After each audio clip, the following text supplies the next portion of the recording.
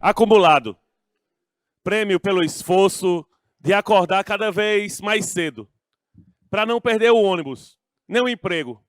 Fui à padaria e comecei uma dieta após ver os preços. Deixei de comer glúten, lactose e tudo que inflama a saúde do meu bolso. O padeiro também está liso. O dono da padaria devendo. E a delicatessen da esquina lotada de clientes satisfeitos e funcionários com medo. Cansei que o mercado diga em que parte do corpo eu posso fazer tatuagem, onde se usa decote, onde se prende, onde se solta cabelo. Cansei de ver que estamos todos doentes. Os magros dizem que os gordos são descuidados, os gordos chamam os magros de abatidos e os fortes anabolizados, viciados na saúde da aparência. Cansei de ter paciência, cansei de ver que certo é quem lucra, louco é quem luta e que Rivotril, cachaça e carros comprados à prestação são anestesias que cobram juros.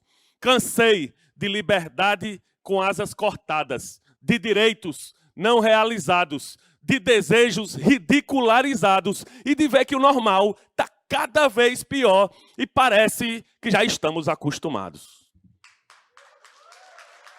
Bom dia, pessoal, mais uma vez. Hoje vamos começar aqui a mesa 2, a saúde será coletiva ou não será? E aqui nesse evento tão especial, tão delicado, a gente vinha chegando aqui e comentando, né, que você entra e tem um fiozinho ali para acompanhar. Esse negócio tão afetivo. Chega, eu vim me emocionando com o fio, imaginando que realmente ele não iria se romper. E na delicadeza do evento, né, vocês vejam que ontem à noite não tinha café. Era um recado para a gente dormir cedo. E hoje tem café, é um recado para a gente despertar.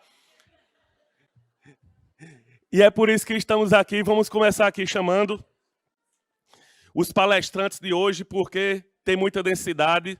A gente precisa começar logo.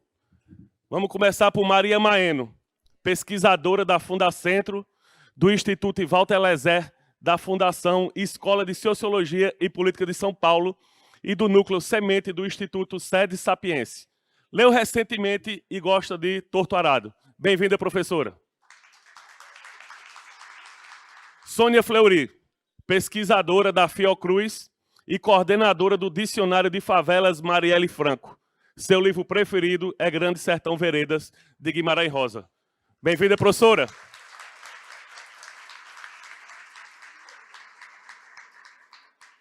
E na mediação, Fabrício Menegon, professor do Departamento de Saúde Pública aqui da UFSC e do Programa Pós-Graduação em Saúde Coletiva, também daqui da Universidade. Seu livro preferido é Vida Seca, de Graciliano Ramos. E recomenda a série brasileira Unidade Básica.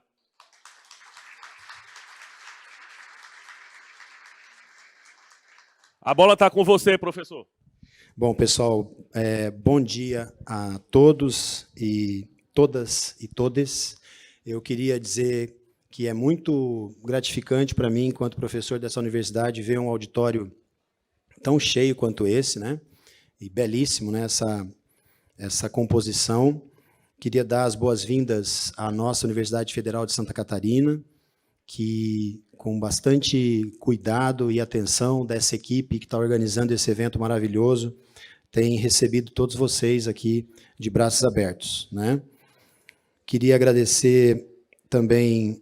bom, antes de agradecer, eu queria dizer que eu sou o Fabrício e dar aqui a minha descrição. A gente não tem transmissão ao vivo, mas o evento está sendo gravado, então aqueles que eventualmente têm alguma limitação visual, eu sou um homem branco, de cabelos pretos, estou usando uma camisa verde, um paletó bege, né, Lisandra? É bege, né? Uma calça azul e um sapato marrom. Tá? Eu queria dizer que eu estou muito feliz e fiquei muito lisonjeado quando a Thaís me convidou para fazer a moderação dessa mesa. Até um pouco assustado, assim, com a hora que eu vi a composição da mesa, né? Sônia e Maria, mas tudo bem, vamos lá, né? A gente está aqui para isso mesmo. Então, obrigado, Thaís, pela lembrança. Thaís, que tem sido uma pessoa que tem buscado essas articulações dentro da universidade, com as pessoas que estudam aí o campo do trabalho. Me convidou também para fazer parte da diretoria da ABET, então, junto com outros colegas, a gente está compondo essa diretoria. E hoje nós estamos aqui, então, para essa segunda mesa do evento, que com certeza será uma mesa muito potente, e a gente tem participação, então, de Maria Maeno e Sônia Fleury, agradecendo mais uma vez a disponibilidade dela, e dizer que é um prazer muito grande estar com vocês nessa mesa. Agora, a pauta que me deram é uma coisa assim que não dá em 30 minutos, então, porque vai do que saúde pública, saúde coletiva, origem do SUS, o SUS, a pandemia, e aí vai por aí afora. E eu fiquei pensando nisso, eu vou ver se consigo. Então, em 15 minutos ela vai me avisar e eu saio correndo depois para resolver o resto. Tá? Mas começando anteriormente ao SUS, né? Nós tínhamos o Ministério da Saúde, que era a organização voltada para a saúde pública. E o que era saúde pública? Que eu acho que é tradicional no país, né? Senão não teríamos o Oswaldo Cruz, a importância que ele teve e tudo mais. Ou seja, nós temos uma grande tradição em saúde pública concebida, né, como controle de vetores, nessa perspectiva de que há um contato entre o ser humano e um dado vetor, e isso inicia um processo de adoecimento, e que se precisa fazer esse controle dos vetores, das epidemias, vacinas para controlar, tudo isso é uma tradição brasileira muito forte que nós tivemos. Né? E apenas o Ministério da Saúde tinha apenas uns hospitais de crônicos, tuberculose, por exemplo, da saúde mental, que seja. Nós tinha fortemente, antes do SUS, a medicina previdenciária, ou seja, a medicina dos trabalhadores, que aí havia um direito que estava até na Constituição a essa atenção, com um modelo que é um modelo curativo, ou seja, qual era o objetivo da medicina previdenciária? Colocar o trabalhador apto para voltar a trabalhar, e por isso era uma medicina de cura e uma medicina hospitalocêntrica, tinha o hospital como uma base central disso, e não preventiva, o que seja, né? E que já no final, antes do SUS, já na ditadura, começa a ser privatizado, ou seja, nós temos uma característica diferente de outros países da América Latina, que foi no neoliberalismo que privatizaram, nós já vínhamos privatizando desde o IAPI e outros institutos, né? E tinha o assistencialismo nas santas casas. Esse era o cenário fragmentado, compartimentado do anterior, sem a noção de direito, porque o próprio direito que estava na medicina previdenciária é um direito contratual. Se o trabalhador perdia o contrato, ele também não perdia o direito, então, mesmo que ele tivesse contribuído durante alguns anos. Ainda no final dos anos 70, durante os anos 70, começa uma construção muito importante, que é o movimento da reforma sanitária brasileira. Né? Esse movimento, que começa praticamente clandestino, né? Porque tudo que se fazia, nós não podíamos reunir, não podíamos fazer nada disso. Para vocês terem uma ideia, a primeira reunião que o Arouca convocou demorou mais tempo para a gente conseguir entrar para a reunião, porque tinha que entrar cada um a 20 minutos e tal, não podia, senão o porteiro avisava que estava tendo reunião de alguma coisa do que a própria reunião. Então, nós começamos, assim, a pensar uma outra configuração do sistema, até porque também a salvaguardar o que já existia de sanitarismo nesse país. Nós não tivemos, nos anos 70, exílio de sanitarista. Nós conseguimos, a partir dessa articulação política que nós fizemos, sustentar pessoas que perdiam o emprego como consultores, ficavam em Montes Claros 3 meses, 2 meses, em Campinas, não sei o quê, mas nós não tivemos exilado. Então, isso foi feito todo um trabalho político, organizativo e também acadêmico. Né? Foi uma construção que partia de alguns conceitos fundamentais desses da saúde coletiva, que era a determinação social econômica, política, cultural do processo saúde e doença. Ou seja, não era mais pensar como a saúde pública, que é um encontro entre um vetor e um corpo humano que faz adoecer. Eu posso ter um contato com o bacilo da tuberculose e não ter tuberculose porque eu estou numa condição física, econômica e tudo mais, que me protege mais. Já uma pessoa que está enfraquecida, que está com condições muito piores, sem ventilação, na casa, uma série de coisas, vai ter consequências muito piores. Então, a gente começa a mostrar que o processo de adoecer, né, ou de ter saúde não é determinado só biologicamente, ele é determinado social, político, culturalmente. E então, essa ideia da determinação social é o grande avanço, um pilar da saúde coletiva. Isso define a saúde coletiva. A outra coisa é entender o sistema de saúde, o conceito que a gente usava de organização social da prática médica, que é uma organização social. E, portanto, deveria ser entendida como isso, e não como um profissional autônomo que está com seu consultório, não. Há uma organização política, econômica, estruturada em relação a isso. Isso é o segundo pilar que define a saúde coletiva. E o terceiro era a consciência sanitária, que era a luta contra-hegemônica, contra as ideias tradicionais da medicina, do atendimento, da cultura na área de saúde. Então, nós precisávamos difundir uma consciência sanitária. E, para isso, se criou, né, os SEBs, depois a Abrasco, tudo isso tinha a ver com essa ideia, as revistas que nós criamos, e precisávamos fazer um movimento cultural, um movimento de mudar a cabeça das pessoas em relação a o que era o sistema de saúde, o que deveria ser o sistema de saúde. Então, naquela época, a gente chamava esse projeto de construção de um sistema único, universal, com direito à saúde, era tão fora dos propósitos, porque você estava em plena ditadura, no país dos mais desiguais do mundo, que ninguém acreditava em universalidade, nem igualdade, nem nada disso, e nós lá desenhando o que devia ser. A gente chamava de projeto Andrômeda, para vocês terem ideia, estava lá nas galáxias, na cabeça da gente, mas tinha que ter o pé no chão. Então, esse era o projeto político nosso, né? Estratégia. É pensar uma questão do futuro, pensar como deveria ser, mas ter o pé no chão de saber como é que nós vamos construir isso. Essa era a ideia. E essa estratégia política foi muito desenhada no sentido de fortalecer o Estado, diferente de outros movimentos sociais da mesma época, né, no final da ditadura havia inúmeros movimentos sociais se organizando pró-democracia, muitos deles eram anti-estatais. O nosso nunca foi. Ele sempre foi, nós queríamos um Estado democrático, um Estado diferente, mas nós não podíamos pensar saúde coletiva, pensar um projeto de saúde que não fosse estatal, para ser universal e público. Não era Então, melhorar o Estado, democratizar o próprio Estado, era esse o nosso projeto. E, para isso, a estratégia política foi: vamos ocupar as posições possíveis dentro do Estado e lutar de fora e dentro do Estado.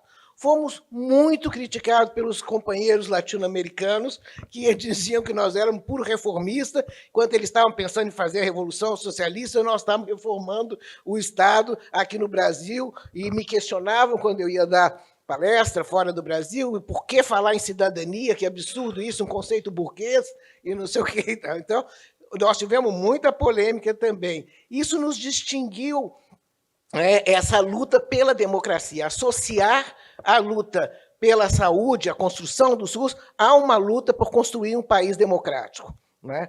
Se nós visamos, com isso, ser uma forma de chegar ao socialismo, bem, mas nós ali tínhamos consciência de que precisávamos democratizar o Estado brasileiro, e democratizar queria dizer, em termos dos funcionários do Estado, da burocracia estatal, da universalidade, do tratamento igualitário, né, da inclusão social. Era isso que a gente entendia que era a nossa tarefa dessa geração naquele momento.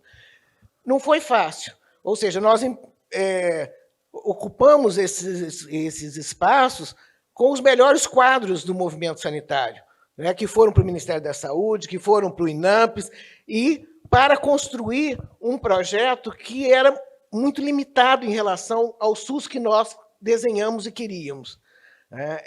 E a gente tinha que defender aquilo, porque senão nem isso teríamos hoje. Então, foi assim, uma escolha de Sofia difícil de fazer, mas que o movimento teve a maturidade de fazer essa opção, né? Com muitas dificuldades. Então, eu digo assim que eu gosto muito de um termo do André Gorz, que fala de reformas não reformistas. Eu acho que o SUS, a proposta do SUS, que nós fizemos 10 anos antes de constitucionalizar, ela é uma proposta de uma reforma não reformista. O que ele diz que é reforma não reformista? É aquela que, em vez de olhar quais são as possibilidades, ela vê quais são as necessidades. Nós fizemos uma proposta em relação às necessidades. Depois a gente tinha que ajustar ela às possibilidades. Mas nós não pensamos primeiro se tinha dinheiro, se não tinha, se íamos fazer. Vamos fazer, é isso que nós queremos. Então, eu acho que o SUS tem essa marca de uma reforma não reformista, né? Isso tudo é para dizer o seguinte, eu entendo a reforma sanitária em 3 movimentos, que foram, no nosso caso, sucessivos, mas, às vezes, também competindo um com o outro, às vezes com sinergia, às vezes com conflito. Esse primeiro movimento eu chamo de subjetivação, ou seja, é criar o sujeito político. O movimento sanitário foi o sujeito político que organizou, que criou essa área da saúde coletiva como uma área disciplinar, que hoje está aí na CAPES, em tudo quanto é o reconhecimento dela como uma área fundamental da ciência, mas também da prática política de tudo isso. Então, a ideia do sujeito, construção do sujeito. Esse sujeito, é claro, criou alianças, né? Ele nasce como um grupo muito fortemente ligado às universidades, à medicina preventiva, os departamentos de medicina preventiva, foi daí que surgem as pessoas que começaram esse movimento. Depois, em 74, tem uma eleição que já o MDB, que era oposição, ganha em cidades de porte médio, isso foi muito importante, Niterói, Campinas, tudo mais, e a gente começa a experimentar essas ideias nesses locais. Então, nós começamos a ter também, assim, não ficar só na universidade pensando. A gente começou a levar para a prática e ver. O Projeto Montes Claros foi o grande experimento que nós tivemos nessa época de conseguir fazer um sistema único de saúde, pensar como seria esse sistema. Eu acho que isso nos levou, quer dizer, essa construção de um sujeito e uma prática política, nos levou a ter um recurso de poder muito importante no momento em que você tem um esfacelamento do poder da ditadura e uma transição para a democracia. Qual foi o recurso? Nós tínhamos um projeto. Nós tínhamos 10 anos. Eu tenho um livro que eu falei sobre os 20 anos do SEBS. Lá eu mostro assim, o documento que nós levamos no Simpósio de Saúde da Câmara em 78, ele é praticamente o que está na Constituição. Porque, então, isso nos dava um poder de negociação, de discussão, que os constituintes diziam assim, pô, mas todo mundo falando a mesma coisa desse tema único, o que é isso? Parecia que a gente... Mas a gente tinha conseguido difundir, criar esse consenso, né? O segundo movimento, depois da subjetivação, foi esse movimento da constitucionalização. Então, o processo legal, criar a base legal, já que era um direito, isso tem que ter uma base legal. Se nós queríamos que a saúde não fosse só um sistema, ela fosse um direito, e um direito universal, tem que ser garantido pelo Estado e também por leis, né? Então, levar isso para a Constituição, e nós lutamos na plenária da Constituinte com todas as instituições da área de saúde dentro lá da Constituinte. E foi tão difícil esse momento, depois da Constituinte, nós conseguimos colocar, que foi uma Constituinte aberta, democrática, nós conseguimos colocar praticamente... Eu falei para ela me mostrar, não mostra, não, essa que está na metade. Eu vou tentar correr aqui. Eu quero, assim, a gente conseguiu colocar praticamente o mesmo texto. 2 coisas caíram na Constituição, que eles não aceitaram de jeito nenhum entrar como direito, como parte, até o sistema de saúde democrático, descentralizado, participativo, tudo isso. O que caiu? Saúde do trabalhador. Isso não entrou. Nós queríamos constitucionalizar. Ele falou que na Venezuela constitucionalizaram. Nós não conseguimos. Ou seja, nós conseguíamos enfrentar o empresariado da área de saúde, que era muito dependente do Estado, mas o conjunto dos empresários colocou uma barreira assim: a democracia não vai entrar na empresa. Aqui mandamos nós. É da ordem do privado e não do público. Né? E a outra coisa que nós também não conseguimos foi com relação às multinacionais, que eram muito mais fortes do que nós e que o próprio governo. Então, a gente queria um controle de medicamentos, que fosse não ter marca fantasia e tudo isso, e, na verdade, também caiu ali e nunca conseguimos. Então, foram as duas derrotas que nós tivemos nesse momento. Né? Mas criamos um sistema descentralizado, participativo, que isso é, tanto o conceito de saúde coletiva é original do Brasil, o resto da América Latina chama de medicina social, nós não chamamos, porque nós não achamos que a área de saúde tem que ser confundida com medicina, então nós criamos um nome que é muito mais amplo do que isso, né? E nós fizemos um sistema também que falam, baseado no sistema inglês. Não é verdade. O sistema inglês não é descentralizado, não é participativo, e nós fizemos um sistema muito mais original nesse sentido. Né? E um sistema...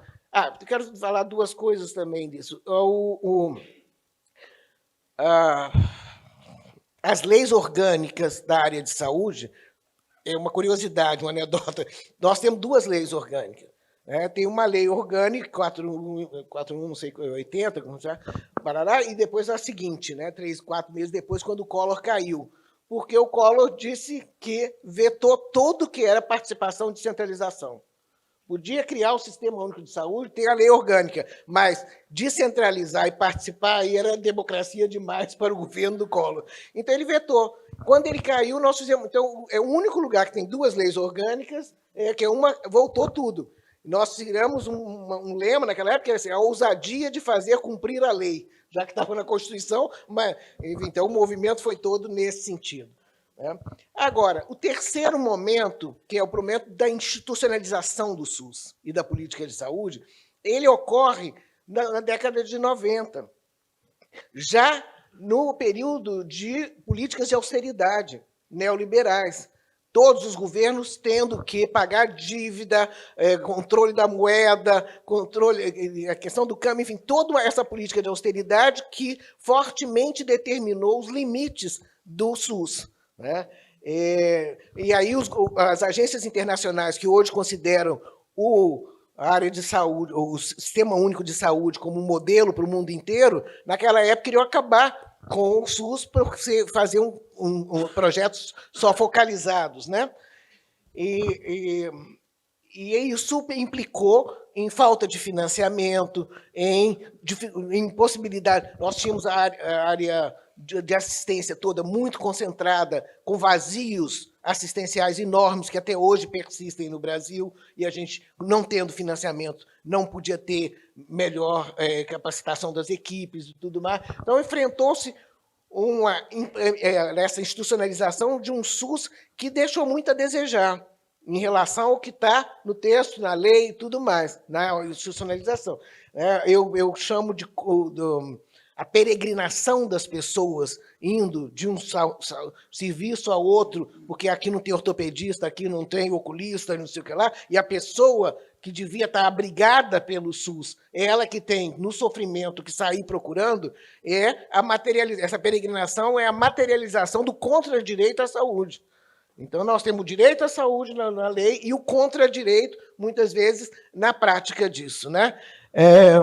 E agora eu vou para a página 2 dessa coisa toda. Deixa eu ver o que eu faço aqui. Na pandemia, eu acho que muitas coisas ficaram claras da necessidade da gente atualizar essa agenda da área de saúde coletiva e do SUS no país. Né? Primeiro, eu até trouxe aqui 2 livros que eu vou deixar para a biblioteca, mas que estão online, os 2 livros que eu lancei ano passado. Um deles chama Cidadania em Perigo, que é sobre o desmonte das políticas de proteção social no Brasil no governo Collor, no governo Collor também, mas no governo do Bolsonaro, né? O Ronaldo é um dos autores também aqui na área de trabalho, nós pegamos várias áreas, e a questão que nos uniu, esse grupo de pesquisadores, era pensar assim, por que foi tão difícil construir um sistema de proteção social nesse país e tão fácil de desmanchar, demoli-lo, né? Com esse processo de desdemocratização que nós vivemos, né? Então, eu penso que... Estou tocando essa porcaria aqui, eu tirei o som e continuo tocando. O que a gente vê é o seguinte, de um lado, os governos progressistas na América Latina, dos anos 2000, adotaram um modelo de proteção social que, diante das restrições de governos da austeridade, né, do ter que pagar a dívida e ter limites muito profundos no gasto público que não podiam fazer, o que eles fizeram? Passaram a fazer um sistema de proteção social em que não investiam nos sistemas universais de saúde, educação, e começaram a fazer programas mais focalizados de transferência de renda. Esses programas de transferência de renda, Bolsa Família, e na América Latina inteira, houve programas desse tipo. Esse é o modelo de proteção social que se desenvolve nesse início do século. Esse modelo, que politicamente a gente chama do progressismo na América Latina, esse progressismo ele já se esgotou. Esse modelo está totalmente esgotado. Ou seja, diante da subjetivação criada pelo neoliberalismo, né, um outro sujeito político, não é um sujeito solidário, o sujeito que está lutando no movimento pela política pública, mas é o grande empreendedor, a ideia do empreendedorismo o tempo inteiro, né, a ideia de que você é melhor do que os outros, por isso que você se deu bem e o seu colega não se deu bem. Ao lado disso, você cria o consumidor. As políticas públicas de proteção social passam a criar consumidores, que vão ao mercado, têm um recurso e vão comprar a sua proteção, as suas coisas. Isso combinava perfeitamente com o liberalismo, do ponto de vista da subjetivação. Não é que não sejam necessárias essas políticas, é que elas não foram politizadas. Você criou apenas consumidores e não cidadãos políticos que estivessem entendendo essa dimensão. E essas pessoas que votaram no Bolsonaro. Então, nós criamos as condições... Assim, o esgotamento do progressismo levou, e a insatisfação das pessoas de não terem a tal nova classe média, né, que tanto se falou no segundo governo Lula e tudo mais, essa classe média deu com os burros na água, porque virou precariato logo depois, porque não tem mais emprego e foi trabalhar em plataforma. Então, essas pessoas sem direitos, sem nada, que tinham expectativas elevadas que foram criadas, essas pessoas se sentiram frustradas com suas expectativas e passaram a acreditar num salvador qualquer que dissesse que aquilo tudo era um horror e que é antipolítico, e vem um político de 30 anos que está pendurado aí na política ganhando dinheiro para dizer que é antipolítico, e as pessoas agora tem o Marçal, e agora terá outro, e temos o Milei, e assim vamos e daqui a pouco tem a frustração com o Bolsonaro, aí vota de novo no Lula, e nós estamos nesse ciclo que é aquela frase do Gramsci, né? Quer dizer, o velho está morrendo, mas o novo ainda não conseguiu nascer. Nós não conseguimos oferecer, como esquerda, um projeto que gere esperança. Nós não temos hoje capacidade de esperançar. A juventude... Hoje eu li no jornal No Globo que o índice de suicídio está aumentando assustadoramente no mundo e aqui no Brasil também. A Organização Mundial de Saúde divulgou agora esse dado. Então, são os jovens que estão apoiando o Milei. É uma frustração de não ter projeto. Ou se suicidam, ou se agarram a uma coisa completamente fictícia, que não tem base nenhuma na realidade. E isso ajuda a tecnologia que está afastando as pessoas, a falta de ocupação de espaços da rua, porque as pessoas estão grudadas nos celulares. Então, o que nós podemos oferecer, quer dizer, diante disso? É um novo projeto, é repensar isso, uma nova proposta capaz de trazer essa força da juventude, essa potência da juventude para reconstrução do país, e reconstrução não é voltar para trás, fazer o mesmo, porque o mesmo deu com esse burro na água, é fazer alguma coisa diferente. né? E o governo não tem conseguido apontar nada disso, e nem nós, dos movimentos de esquerda, nem os partidos, nem nada disso. Então, nós estamos no mato sem cachorro, como diz lá em Minas Gerais, né? A gente não está conseguindo isso. Temos um Congresso extremamente conservador, né? E que, com grande predominância nas periferias, de conservadores religiosos, né, misturando fé e política, os neopentecostais, e que estão avançando muito nas pautas que nós tínhamos construído, pautas sanitárias. Transformar o movimento da luta antimanicomial, reverter isso para comunidades terapêuticas, né? Toda a pauta de avanço nas lutas das mulheres, da questão reprodutiva, né, do direito a tomar suas decisões, tudo isso está sendo revertido. Agora, o sangue, que foi uma luta, ontem falaram do Betinho aqui, importante, o Congresso quer privatizar. E está na pauta a privatização de novo do sangue. Então, é uma reversão muito grande que está se dando também na área de saúde. Tem avanços? Tem. Né? A ideia que o governo criou agora do Complexo Econômico e Industrial da Saúde é extremamente importante, porque na pandemia ficou claro, né, que nós não temos soberania sanitária, ou seja, nós não tínhamos nem máscara, nem respiradores, nem nada disso. E mostrou também que as organizações internacionais não valem quase nada hoje em dia, né, porque não conseguiram controlar esse fluxo para distribuir de uma forma mais equânime os insumos necessários para o país do Sul. Então, quer dizer, nós precisamos de ter autonomia e soberania.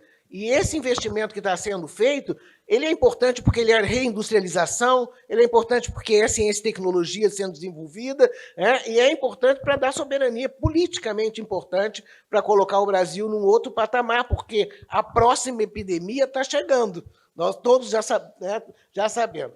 Outra questão que ficou claro também, então, a determinação social, a gente falava dela, social, econômico, político, mas hoje se fala também na determinação comercial, ou seja, o fato de que há um comércio na área de saúde que virou toda a mercadoria, seja através de seguros, seja através de equipamentos e tudo isso, e que isso determina a capacidade das pessoas estarem saudáveis ou doentes, né?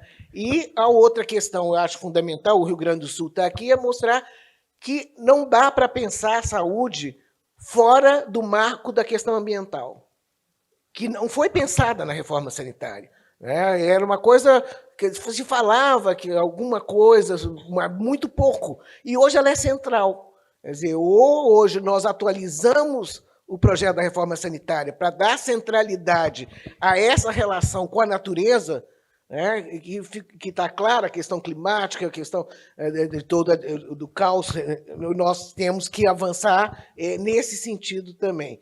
Eu estou pulando aqui, correndo para o negócio. Mas... Acabou?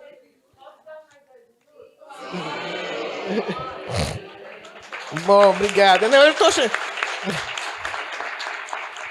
eu acho que uma outra questão, assim, eu vou terminando mesmo, porque acho que tem uma questão importante também, pensar, ontem se falou muito dos trabalhadores. Há uma mudança tão grande na classe trabalhadora que hoje nós temos que nos debruçar a pensar de quem nós estamos falando quando falamos de trabalhadores.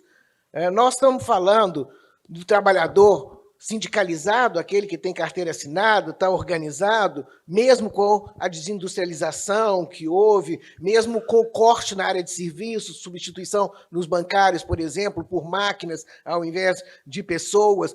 Todos esses processos alteraram enormemente a estrutura, né, da classe trabalhadora nossa, que está muito mais fragmentada, com muito menos... Os sindicatos perderam muita importância, os partidos políticos perderam, porque estavam ligados também aos trabalhadores, perderam importância. Então, quando a gente fala, a gente está falando do precariato, né, dos trabalhadores, ou do pejotizado. Né? Hoje nós temos uma complexificação nos trabalhadores tão grande que faz os interesses estarem muito diferenciados e pouca capacidade de gerar uma luta comum. Então, não adianta a gente ficar falando só de classe trabalhadora, nós temos que pensar muito o que liga essa classe trabalhadora, o que um pejotizado vai ter a ver com o que está na plataforma e com o que está no sindicato daqui da Justiça. Nós temos que construir essas pontes para a gente poder falar com a boca cheia de classe trabalhadora. Vamos ter lutas específicas que não vão se juntar. Então, acho que essa questão é crucial para todos nós aqui. E eu acho muito importante que esse seminário, que está retomando a coisa da saúde e trabalho junto, né, e das lutas sindicais, porque foi daí que veio toda a discussão de determinação social de saúde e doença. Foram os epidemiologistas ligados à área de trabalho, né, que começaram com essa discussão sobre saúde do trabalhador, e a gente teve avanços na época. Tinha o DIEESE, mas tinha o DIESAT, né, da saúde do trabalhador, que produzia... enfim, houve avanços institucionais nessa área também, dentro das políticas públicas, mas muito limitadas, porque a questão da propriedade se mantém sempre como barreira no capitalismo a qualquer ingerência de regulação pública sobre o trabalho, porque ele é parte da propriedade do trabalho. E como tirar isso, né, e colocar isso na esfera pública? Como as mulheres conseguiram fazer, né, porque também outra esfera que o Estado não podia entrar era da família. Era a empresa, o Estado não pode entrar por causa da propriedade privada. E ali, por causa do pátrio poder, também não podia entrar. Então, as lutas na esfera da reprodução, as lutas feministas, foram fundamentais para colocar a questão dentro da casa, na rua, colocá-la na esfera pública. O Estado tem que entrar, tem que ter Lei Maria da Penha, tem que regular tudo isso. Né? Isso é fundamental. Como fazer isso na área do trabalho, que continua fechada, né, a essa maior regulação, a maior presença pública. Com relação, ainda tem uma outra coisa que eu acho que é importante, e aí eu vou terminar mesmo. Eu coordeno um projeto que eu inventei, que é o Dicionário de Favelas Marielle Franco. É uma plataforma, vocês todos podem entrar lá, wikifavelas.com.br. Né? É uma plataforma wiki nossa, né, no qual nós estamos trazendo para o conhecimento público, né, o que as pessoas da favela ou os estudiosos de favela produzem sobre favela.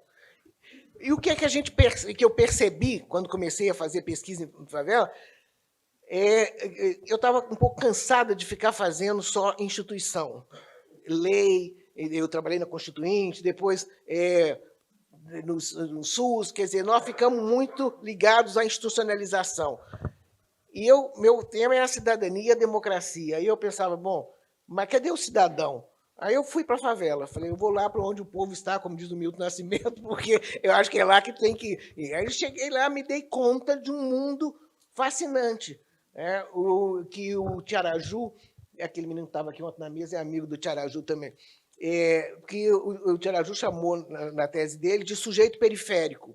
Hoje, há uma subjetivação importantíssima que está acontecendo nas periferias, que as pessoas antes tinham vergonha de dizer que eram da favela, vergonha de dizer que eram da periferia, e hoje as pessoas têm orgulho de dizer que elas são negras, têm orgulho de dizer que elas moram na periferia e de defender aquele território e aquela identidade, né, como um recurso político na luta pela inclusão social. Então, eu achei que precisava fazer essa ponte e esse... Então, se alguém aqui trabalha com favelas e periferia nas várias áreas de vocês, entra lá, escreve um verbete. Temos 55 mil acessos por mês dessa história. Então, eu acho que um outro autor americano chamou, que estudou São Paulo e a Zona Leste, chamou de cidadania insurgente. Há uma insurgência hoje enorme, né, que às vezes se manifesta como violência, mas também se manifesta como contra-hegemônica. Não por acaso, na hora do maior hegemonia, né, do neoliberalismo, de falar só do individualismo, da competição, do empreendedorismo, você encontra hoje em todas as favelas e periferias coletivos Por que essas pessoas chamaram de coletivos? É o oposto do individualismo.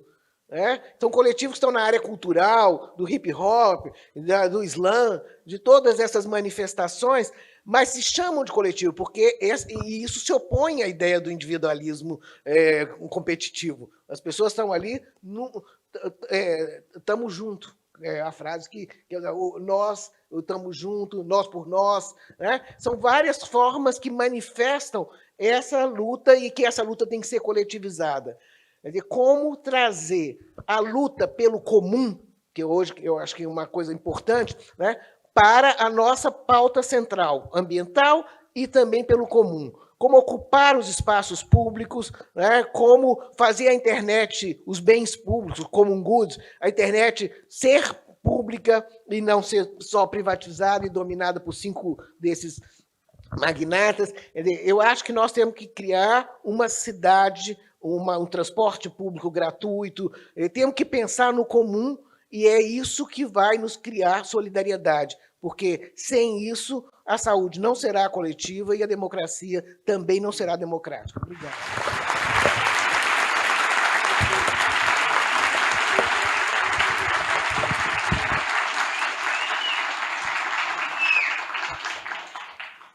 Sônia, muito obrigado por esse resgate histórico, né? É a história sendo contada por quem viveu a história. Isso é um privilégio que não tem preço, né? E obrigado também por encerrar com uma palavra muito bonita, que é essa palavra solidariedade, né? Que sustenta a nossa luta e o nosso sistema de saúde, que, apesar em que pese todas as dificuldades e todos os enfrentamentos que a gente vê acontecer todos os dias, ele é fundado na solidariedade, ele só se mantém e só existe até hoje porque a gente construiu essa ideia de solidariedade e quer ver essa ideia se reproduzir ao longo do tempo. Né? Muito obrigado. Eu passo a palavra, então, para Maria Maena, para a gente ouvir também. Gente, bom dia a todos e a todas. Assim, depois desta... Não sei, eu não vou chamar de palestra, não. Eu não sei, depois desta coisa que a Sônia fez, eu acho que eu fiquei emocionada, sabe? Enquanto ela falava, eu ficava emocionada de verdade, né? Enfim, a Sônia é um monumento, né? E, bom, eu vou falar um pouco do meu ponto de vista, a Sônia deu um panorama, assim, como ela consegue fazer em tão poucas palavras, em tão pouco tempo, né? E eu gostaria de agradecer a oportunidade de estar aqui junto com ela e de aprender tanta coisa e com vocês. Esse evento está sendo maravilhoso. E aí eu saúdo todo mundo que ajudou, né? As meninas, as moças, os homens, os rapazes, aí, todo mundo que está compondo para que esse evento seja tão brilhante, né, Fabrício? Bom, será que você já... Eu, como não tenho a capacidade da Sônia, eu vou seguir um roteiro aqui, né? O ponto de partida que eu quero colocar é um pouco o que a Fátima falou ontem, é a defesa da saúde do trabalhador como um direito humano, que, aliás, é o título, o lema da 5ª Conferência Nacional de Saúde do Trabalhador e da Trabalhadora, que vai ser no ano que vem, em julho de 2025, né? Então, na verdade, trata-se de um direito essencial, né? E é um direito humano estrutural, desrespeitado diariamente. Eu vou falar um pouquinho sobre isso, né? Próximo, por favor.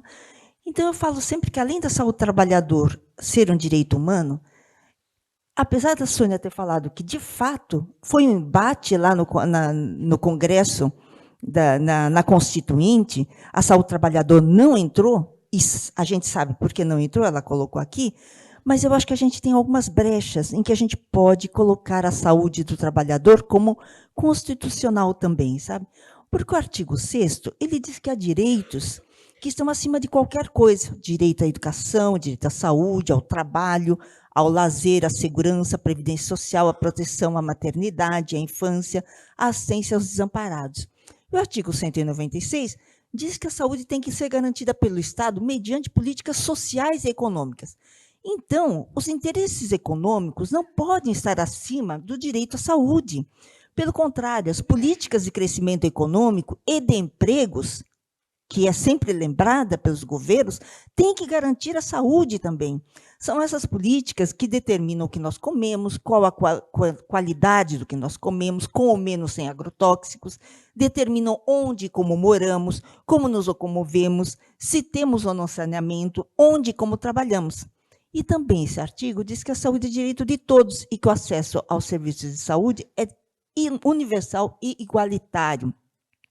E quando se diz todos, inclui-se os com CPF, com RG, sem CPF, sem RG, com ou sem endereço domiciliar, com ou sem religião, de qualquer idade, etnia, cor, raça, gênero. Na pandemia, a gente viu um pouco a fragilidade disso. Nós temos vários relatos e trabalhos aí com 12 imigrantes, por exemplo, que não conseguiam vacina, que não conseguiam ser atendidos na UBS porque não tinham local definido, pessoas que estavam em situação de rua, muitas vezes, com dificuldade também. Então, a gente vê que essa coisa básica, apesar de estar mais ou menos garantida, a universalidade, eu acho que é uma realidade hoje do Sistema Único de Saúde, durante a pandemia a gente viu que havia várias dificuldades, né, nesse quesito. E próximo, por favor. Esse artigo 196 dialoga com o conceito da reforma sanitária, de determinação social da saúde. Nós vivemos e adoecemos, e morremos conforme nosso lugar no mundo e nossa inserção na sociedade, no país, na região, na sociedade, que eu digo assim, no mundo mesmo, né? Porque tem a questão geopolítica mundial, país, região, estado, município, bairro, onde e como moramos, onde trabalhamos. Então, nossa vida e saúde dependem essencialmente de políticas sociais e econômicas. E quando tomamos conhecimento que o Brasil é um dos maiores consumidores de agrotóxicos do mundo e tem na lista dos 10 mais vendidos, 5 que são proibidos na Europa, e que a legislação brasileira permite resíduos de substâncias cancerígenas, como a malationa, em quantidade de 400 vezes maior, né, que na União Europeia, a gente pode afirmar que os trabalhadores rurais e suas famílias, além de todos que comem tudo isso, que somos nós, todos nós que estamos nessa sala, temos maior probabilidade de termos mais câncer, mais doença de Parkinson e descendentes com malformações congênitas. E só nós temos um aumento de especulação imobiliária, sacrificando os espaços urbanos como espaços de encontros e convivência social, dando lugar à densificação de pessoas em modo exponencial.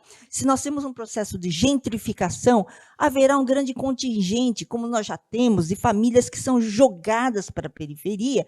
E se, paralelamente, as prefeituras e estados não definem estratégias de aquecimento econômico descentralizado e responsável, voltado para o coletivo, essas periferias continuarão a ser dormitórios de trabalhadores e famílias, destituídas de saneamento, de equipamentos de saúde, educação, lazer suficientes, cultura.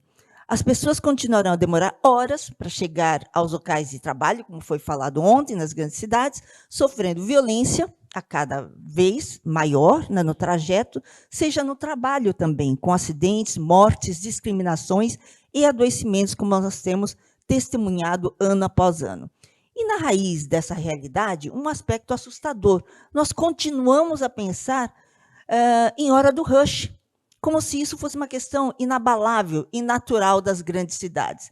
Isso para ficar no cotidiano, porque também nós temos situações vividas em outras situações específicas, como queda de andaime diariamente, ou eletrocução, gente morrendo por choque elétrico, trabalhadores morrem asfixiados por grãos em grandes silos, muito mais do que a gente imagina, sem contar os eventos ampliados que matam e penalizam não só trabalhadores, como populações inteiras, né? Como aconteceu nas barragens de Samarco, em 2015, e da empresa Vale, em 2019, esse último considerado um dos maiores acidentes de trabalho, sem contar as milhares de pessoas que tiveram seu modo de vida arrancado subitamente.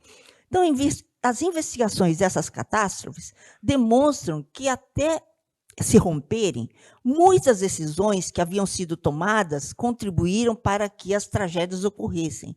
Não porque os riscos fossem desconhecidos, ao contrário, eram conhecidos, mas decidiu-se por arriscar e apostar na sorte, com leniência absoluta do Estado. Deu no que deu. Então, digamos que a gente está numa situação em que há uma... eu vou colocar um pouquinho como eu entendo essa questão da saúde do trabalhador nesse contexto, então. Né? Próximo, por favor. Com essa compreensão que eu estou colocando aqui, a saúde do trabalhador foi colocada de uma forma sorrateira, no bom sentido, na Constituição, como uma atribuição do SUS na Constituição Federal em 2 itens do artigo 200. Esses 2 itens, que são aqueles 2 lá, de executar, assim como as de saúde do trabalhador, dele compreendido o ambiente de trabalho, e depois completado com a Lei Orgânica da Saúde, eu acho que deram uma potência, eu acho que deram conseguiriam potencialmente romper com o paradigma até então vigente. Até a Constituição Federal, a relação trabalho e saúde era tratada do ponto de vista trabalhista / previdenciário, separadinho. Assim, era reconhecido como assunto do poder público, em particular, por meio de normatizações, em particular por normas regulamentadoras e ações fiscalizatórias do Ministério do Trabalho, somente, meu Deus, somente nos ambientes de trabalho formal, né? E as normas regulamentadoras eram e ainda são fruto de negociações entre trabalhadores, governo e empresa em uma relação de desequilíbrio de forças, como nós sabemos, na qual prevalecem os interesses econômicos sobre os interesses da saúde coletiva dos trabalhadores e suas famílias. E quanto à Previdência Social, abrangia e continua abrangendo apenas os segurados do seguro-acidente de trabalho e, basicamente, incluía apenas os CLTistas.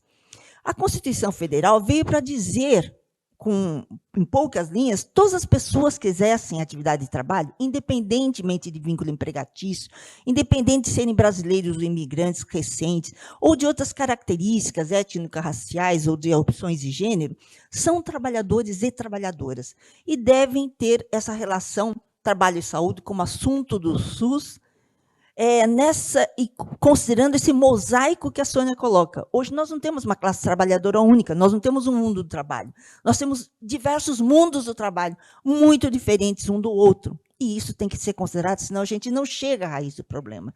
Então, essas ações são importantes, tanto do ponto de vista da promoção da saúde, como da vigilância e prevenção de acidentes e doenças, como do ponto de vista da recuperação e da reabilitação, tanto quanto outras doenças infecciosas ou doenças crônico-degenerativas. Né?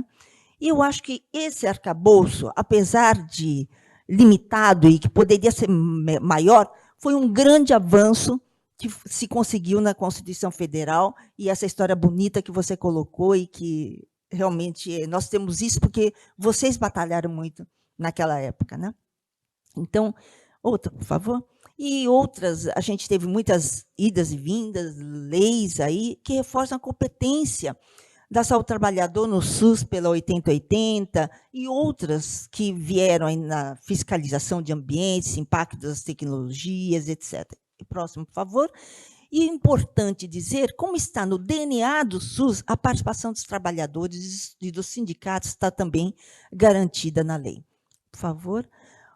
Próximo. Como estrutura em rede para que essas atribuições do SUS em relação à atenção à saúde do trabalhador, foi criada a Rede Nacional da Atenção Integral à Saúde do Trabalhador em 2002, RENAST, tendo como os nós dessa rede os centros de referência em saúde do trabalhador.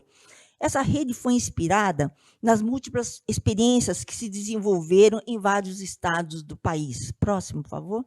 E aí, me permitam fazer um breve espaço de conversa sobre minha experiência na década de 80 em um território na cidade de São Paulo. Eu fiz parte de umas primeiras experiências na estrutura da Secretaria de Estado da Saúde também, que não era progressista de jeito algum, né? Mas tinha um diretor lá que achava importante que a gente fizesse saúde do trabalhador, que ele nem entendia tanto o que era, né? Então, nós fizemos o Programa de Saúde dos Trabalhadores da Zona Norte de São Paulo, criado em 85 e 86. E o seu método de atuar era inspirado no modelo sanitário italiano, com a ideia de implementação de um sistema integrado de informação, assistência, vigilância e fiscalização, com a participação dos trabalhadores e seus sindicatos. Na época, a gente trabalhava muito com trabalhadores no mercado formal, e valorizando, sobretudo, o seu saber do trabalho cotidiano.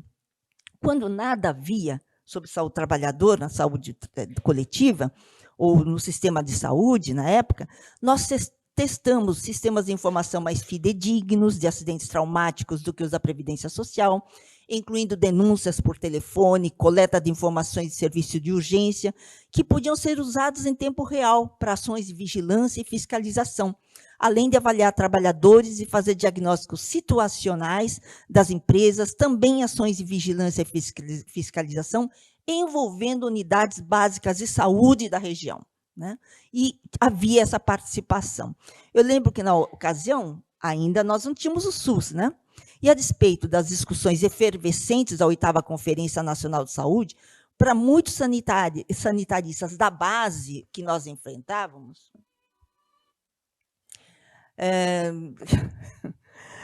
era esdrúxulo, né? O conceito de que as atividades de trabalho deveriam ser consideradas como determinantes da saúde e do adoecimento das pessoas. Para muitos dos sanitaristas da nossa região, era desnecessário que os serviços de saúde tivessem uma atenção voltada aos adoecimentos do trabalho, argumentando que os trabalhadores faziam parte da população adulta como um todo, e que, portanto, as doenças que acometiam a população adulta eram as mesmas doenças que acometiam também os trabalhadores. Teimavam em ignorar o trabalho como estruturante das nossas vidas. Nós temos férias se o trabalho nos permite. Acordamos e dormimos muito em função do trabalho. Tomamos condução lotada ou não, ou enfrentamos trânsito em função do trabalho.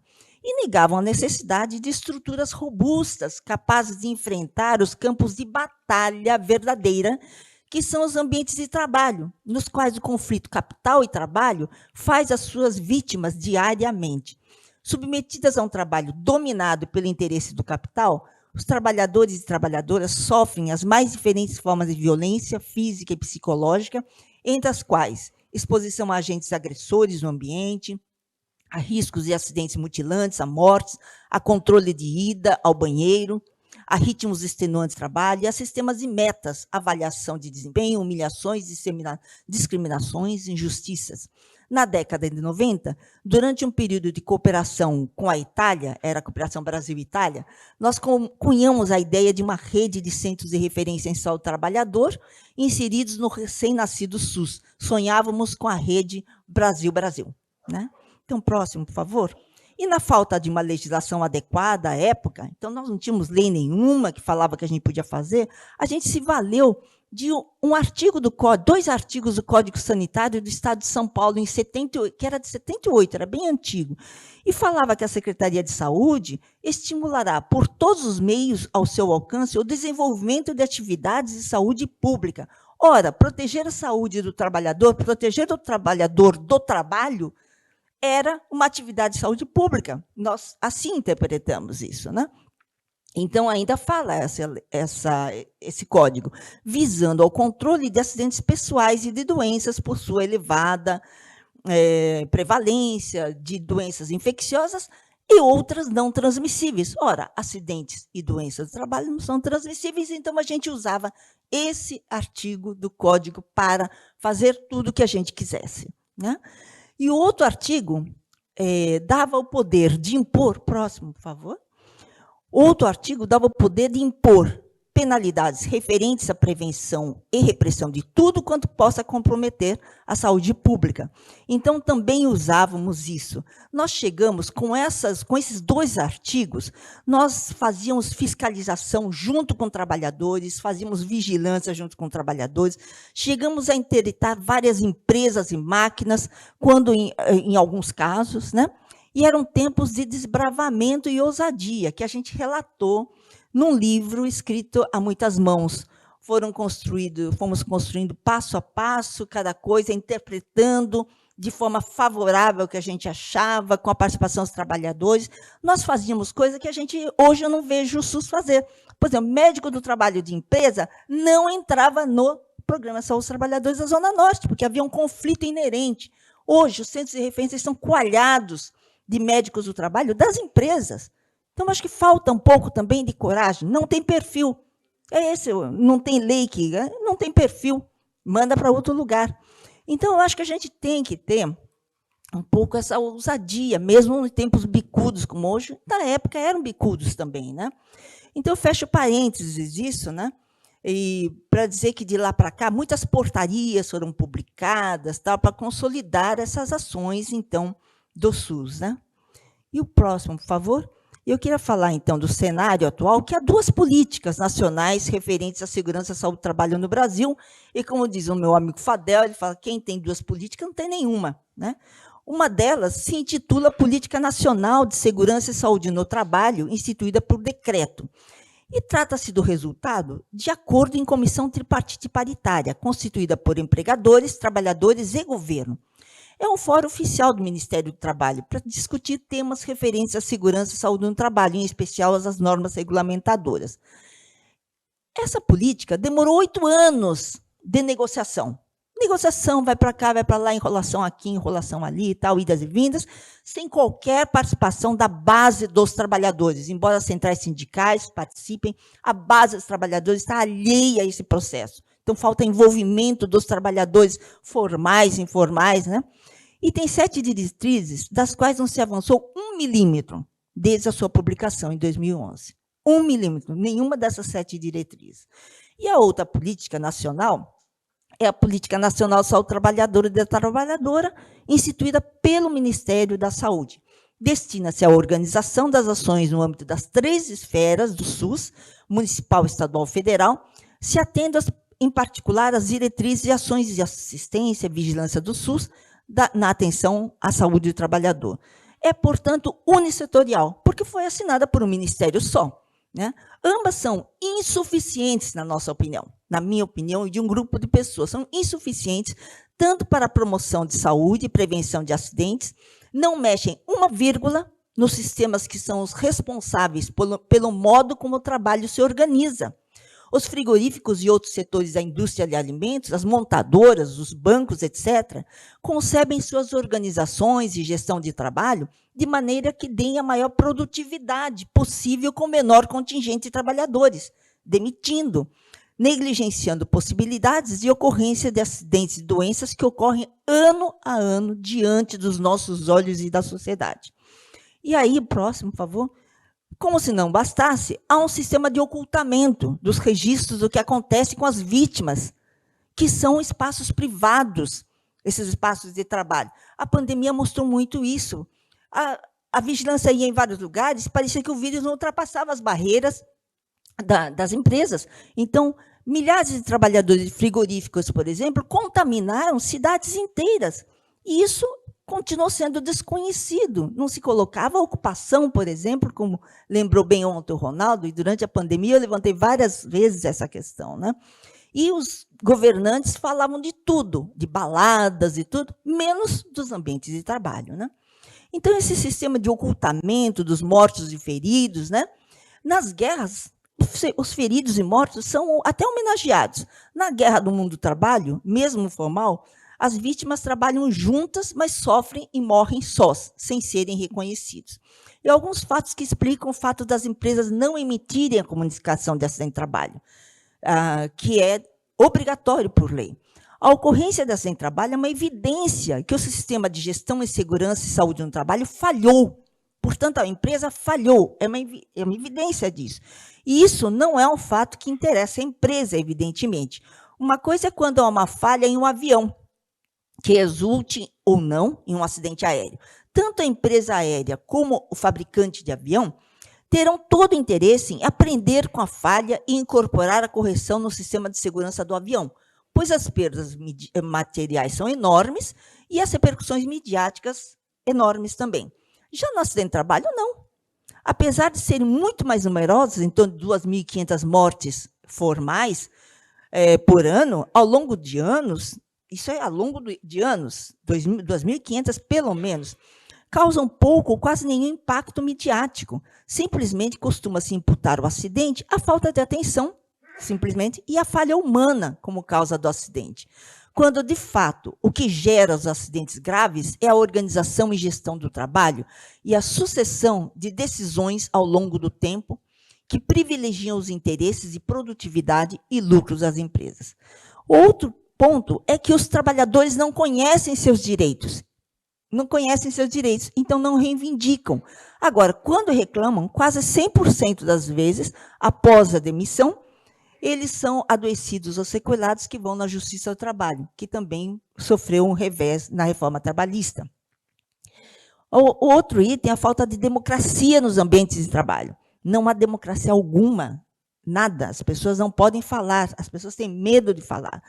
É um clima de medo, de represálias, que inibem os trabalhadores a reivindicar seus direitos, incluindo aquele de recusar. Está garantido na lei, mas na prática não acontece. Recusar-se a executar ordens quando julgam que as condições não são adequadas.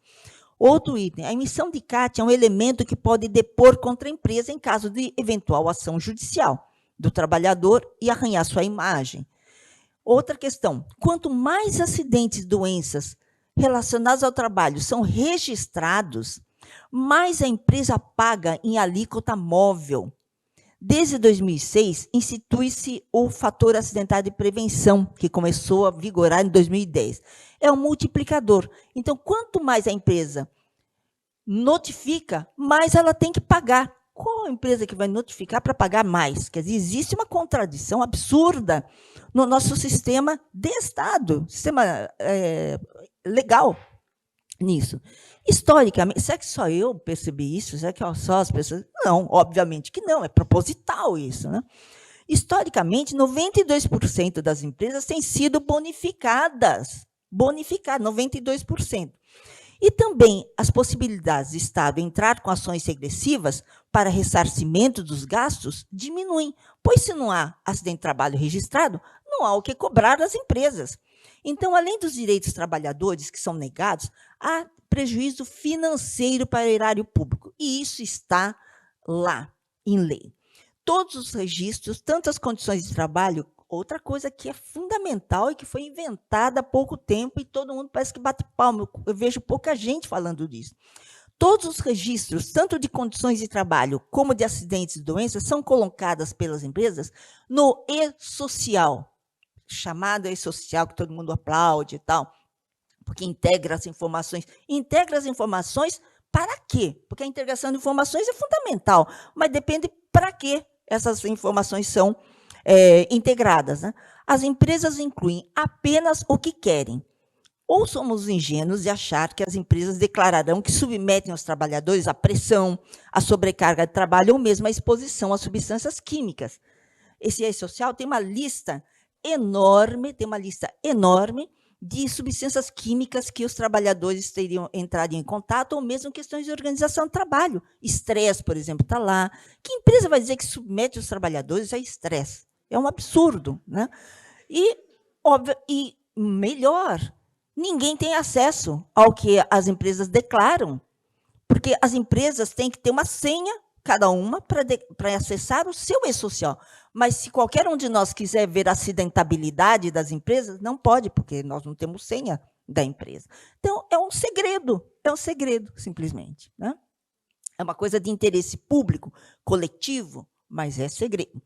O nexo técnico epidemiológico, a partir de 2007, foi o único recurso legal implementado que, por alguns anos, revelou parte dos acidentes de trabalho e, principalmente, das doenças que estavam submersas, revelando um pedacinho a mais do iceberg. O nexo técnico epidemiológico não depende da emissão de CAT pela empresa, pois os casos mais frequentes em determinados ramos econômicos são presumidamente registrados como acidente de trabalho e doenças relacionadas ao trabalho. Mas, na prática, esse nexo técnico é combatido, como eu vou falar um pouco mais tarde, é combatido por empresas, é combatido pelo próprio INSS, incrivelmente, né? Bom, próximo, por favor. Apesar do INSS, e aí eu vou falar um pouco do INSS e Previdência Social, apesar de comporem o tripé da Seguridade Social na Constituição Federal, junto com a saúde e a assistência social, no mundo real, a Previdência faz suas regras, sempre mirando custos, colocando dificuldades administrativas pouco transparentes e os peritos para barrarem a concessão de benefícios. Atualmente, os benefícios, por exemplo, são acessíveis apenas por meio digital, pelo meu INSS. As agências já estão acabando. Então, você vai lá, olha, você entra, então, pelo meu INSS. Bom, poderiam ajudar, pelo menos, o trabalhador que não tem acesso ao meio digital? Não, cada um por si. Então, cada um entra no meu INSS também, meio digital, pessoas que não têm familiaridade com o meio digital. Está sendo exclusivo hoje. Essa é uma forma grotesca de excluir os trabalhadores aos seus direitos, a requererem seus direitos. Não é nem de conseguir, mas de requererem seus direitos. O Ateste Med, que hoje está sendo muito falado, foi a resposta para diminuir as filas. O ministro da Previdência, vendo aquelas filas eternas de milhares de trabalhadores que saíam todo dia nos jornais, dizendo que queriam acessar o benefício e não conseguiam, né, quando estavam doentes, etc., acidentados. Então, o que ele fez? Ele inventou o Ateste Médio. O que é o Ateste Médio? Em princípio, é uma coisa que nós sempre defendemos. Sempre defendemos o seguinte: quem tem atestado médico do SUS deveria conseguir o benefício da Previdência automaticamente. O SUS é público, faz parte da Seguridade Social, junto com a Previdência Social. Por que tem que ter um perito lá para fazer um retrabalho? Então, nós defendemos durante anos isso. Obviamente, as pessoas ouviam por um ouvido e saía pelo outro. E aí, para resolver esse problema, o ministro da Previdência Social agora resolveu acatar isso, não porque a gente falou, mas porque ele via uma perspectiva de diminuir as filas. E ele começou a aceitar. Então, não só atestados médicos do SUS, mas de convênios, qualquer médico. Ótimo, maravilha. Só que excluía a comunicação de acidente de trabalho, excluía acidente de trabalho. Quando era acidente de trabalho, o trabalhador tinha que enfrentar fila para fazer perícia daqui a 2, 3 meses.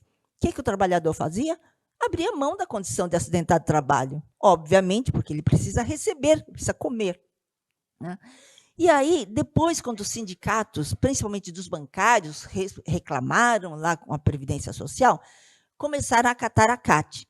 Somente a CAT emitida pela empresa. Ilegal, porque a CAT pode ser emitida legalmente pela empresa e por outros também, né? Inclusive o próprio segurado. Então, de uma forma ilegal, a Previdência também incluiu a CAT. Novamente, reclamações, alguns meses, idas e vindas, movimento sindical vai lá e tal. O que acontece? Então tá bom, vamos aceitar qualquer CAT. Ok.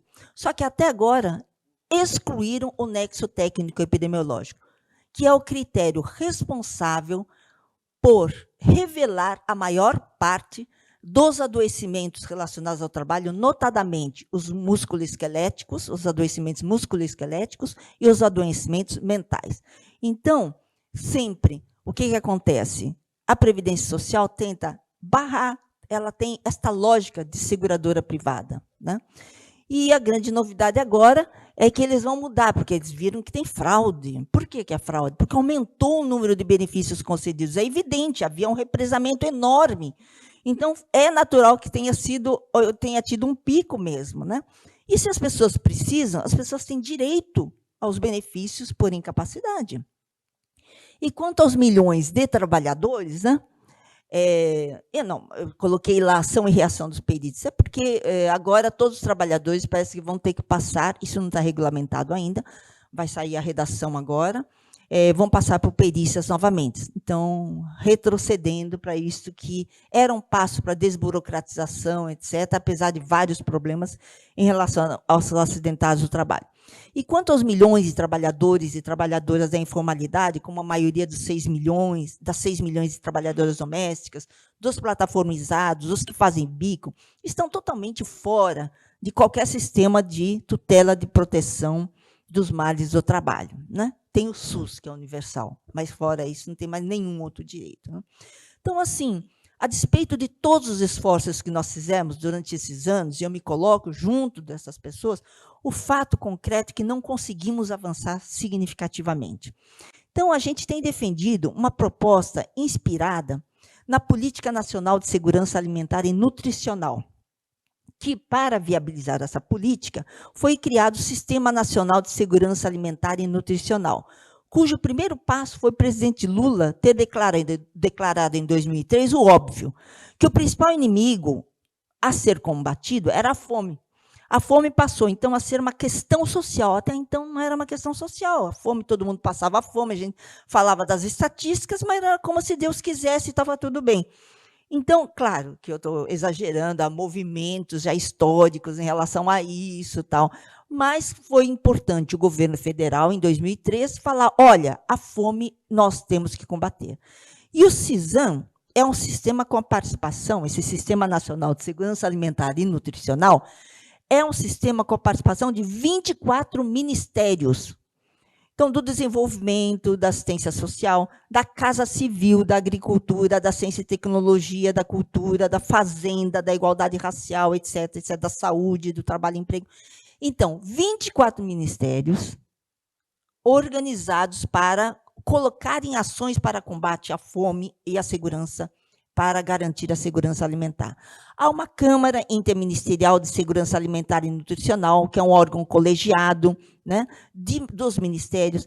Há um conselho também composto por representantes da sociedade, de pessoas da sociedade, etc.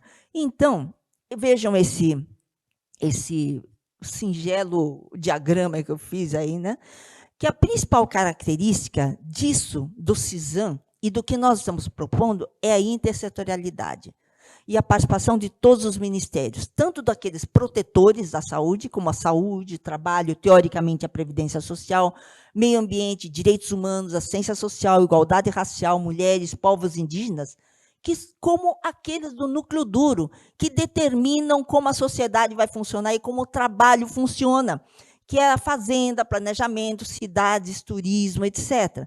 São os ministérios que estão na raiz daqueles aspectos que fazem a gente morrer, adoecer, se acidentar. E como tornar realidade? A primeira coisa é ter a ideia, debater com nossos pares, conversar com pessoas e ir ajustando a proposta, fazer a cabeça do nosso presidente da República, também eu acho que é importante. Então, nesse quesito, nessa proposta, a participação social não se limita ao movimento sindical, justamente porque 50%, um pouco menos, não está organizada no movimento sindical. Aliás, os sindicatos nem 50% eles organizam, porque a representatividade hoje dos sindicatos não é uma representatividade tão grande, mas o movimento sindical é fundamental, continua sendo fundamental, importante, essencial.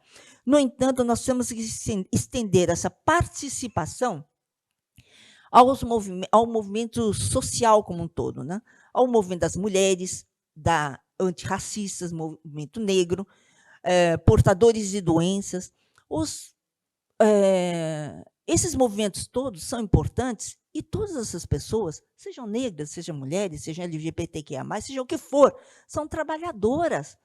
Então, elas têm que estar junto nessa luta. Nós temos que estar junto. Ontem, o Márcio colocou muito a importância da gente chegar nesses movimentos, estar nos territórios. É isso. Eu acho que é isso, a gente fazer esse tipo de movimento, né? Então, exportadores. Eu vou lembrar que amanhã tem uma oficina sobre essa questão que eu interpretei um pouco do luto à luta. Quer dizer, do sofrimento à organização como forma terapêutica, entende? E isso, nessa experiência, nós tivemos as lesões por esforços repetitivos, quando as mulheres saíram das suas empresas, onde eram aprisionadas pelos médicos do trabalho, elas eram aprisionadas lá com suas dores, etc., fazendo fisioterapia, coisa do tipo. Quando elas saíram das quatro paredes, o que aconteceu? Elas fizeram um movimento social. Vários movimentos no país inteiro, tal, nós vivemos isso. Então, são esses portadores de doenças expostos é fundamental também nesse sistema que a gente está propondo. E o último, por favor, esse ano aqui, todo ano, dia 28 de abril, é o Dia Mundial em Memória às Vítimas de Acidentes de Trabalho. Todo ano. E todo ano é aquela coisa, antigamente tinha até acendimento de vela por empresários, trabalhadores e governo.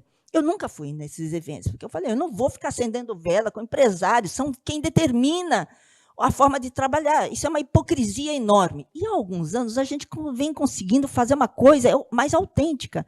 E este ano nós fizemos em São Paulo, na Praça Vladimir Herzog. Na Praça Vladimir Herzog. E foi um evento muito mais potente, muito maior do que nós conseguimos sempre fazer. Fizemos essa obra de arte aqui à esquerda, aquela árvore, que foi colocada, cada um de nós colocou a sua mão, né? Alguns não colocaram, mas muita gente colocou as mãos para compor essa árvore. É um conceito da artista plástica Laura Andreato.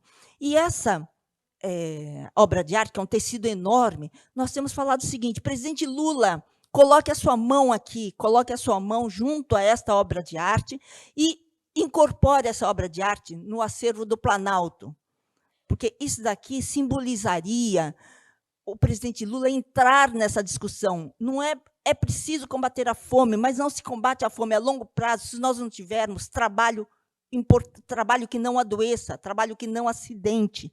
Então, essa luta é fundamental para a gente. Então, nós temos convidado o presidente Lula, que, por enquanto, não deu resposta, nós temos certeza que ele ficou sabendo disso, por enquanto não deu resposta, mas em todos os eventos que a gente participa, a gente tem convidado novamente, né?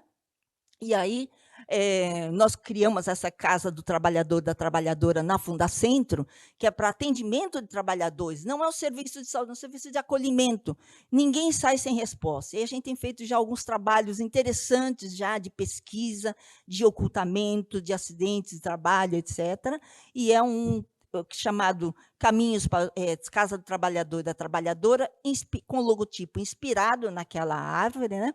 E a gente tem falado para todo mundo que a gente está fazendo esse Conte para a gente, Conte com a gente, e Caminhos do Trabalho, que é um projeto nacional que também tem o objetivo de fazer pesquisas, né, em torno dessas questões aí de neurose das perícias, e a gente vai inventando coisas, né? Então, assim, eu finalizo. Aqui falta, já estou no final, né, e eu gostaria de agradecer muito, né? Só queria lembrar uma coisa que eu tenho falado em todos os lugares que eu esqueci, que é: o empresariado não dorme, as forças retrógradas não dormem de jeito algum, dia e noite. Nós tivemos aprovação de uma lei agora, recentemente, que é uma lei nefasta para as empresas. Judiciário também vai entrar nessa também. É a seguinte: uma lei que prevê a certificação das empresas promotoras de saúde mental no trabalho. O que é essa certificação? Palestra, sala de descompressão, yoga, mindfulness, o que mais? Sei lá, um monte de coisas que vocês conhecem, né? E conferida pelo governo federal. E foi falado na audiência pública, conduzido pela deputada Maria Arraes, que foi a autora do projeto de lei, foi conduzida e foi dito literalmente que as empresas poderão fazer duas coisas, aliás, está escrito isso, que poderão, primeiro, se beneficiar com as propagandas, dizendo: eu sou certificada pelo governo federal como uma empresa promotora de saúde mental. Tá? Esta é uma questão. A outra é que poderão se defender com esse selo, com essa certificação, nos processos judiciais. Então, assim, isso e foi assinada não só pelo presidente Lula, mas pelo ministro dos Direitos Humanos e pela ministra da Saúde. Só o ministro do Trabalho que não assinou. A Fundacentro fez um parecer contrário a essa lei, né? Então, assim, o que eu digo: capital está presente, tá? É uma briga, uma guerra. Eu considero uma guerra que a gente deve enfrentar com entusiasmo e com alegria. Não é ficar triste, deprimido. Não, gente, é com alegria, porque nós temos condições. O SUS não era um sonho? A Sônia não colocou aqui. O SUS não era uma coisa Andrômeda? Ué, o SUS está aí, com todos os problemas, mas está aí. Então, acho que a gente tem que se unir e continuar a luta aí. Muito obrigada.